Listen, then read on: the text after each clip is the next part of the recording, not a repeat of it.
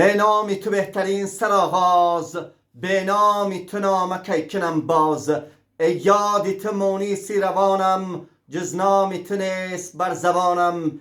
ای هست کنی تمام هستی، کوته زیدن دراز دستی.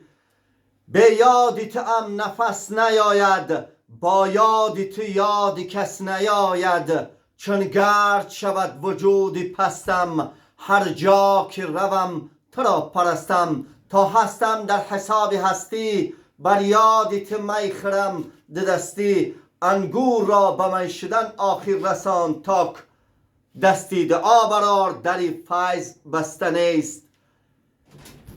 من آن کو به چی کارم، من بر سری آن کو به چی کارم. همه دانند در سر هوسی روی که دارم، همه دانند. گر آهی من آن سر نداند که بلند است، مرغان چمن ناله زارم، همه دانند. یاران اگر از جان سرارند به تحفه، من نیز به یارانی تیارم، همه دانند. و السلام علیکم و رحمت الله و برکاته و آخر دعوانا ان الحمد لله رب العالمین. بهترین سخنها اکای عثمان علی یک سخن ایمینای برایم چواندازای صغیرای کوهستان، یک سخنکی خوش روی ملویم.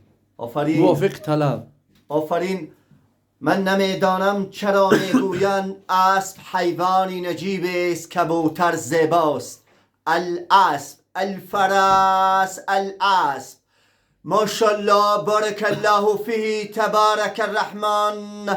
انت تتكلم باللغة العربية، اللغة العربية الصعبة في العالم.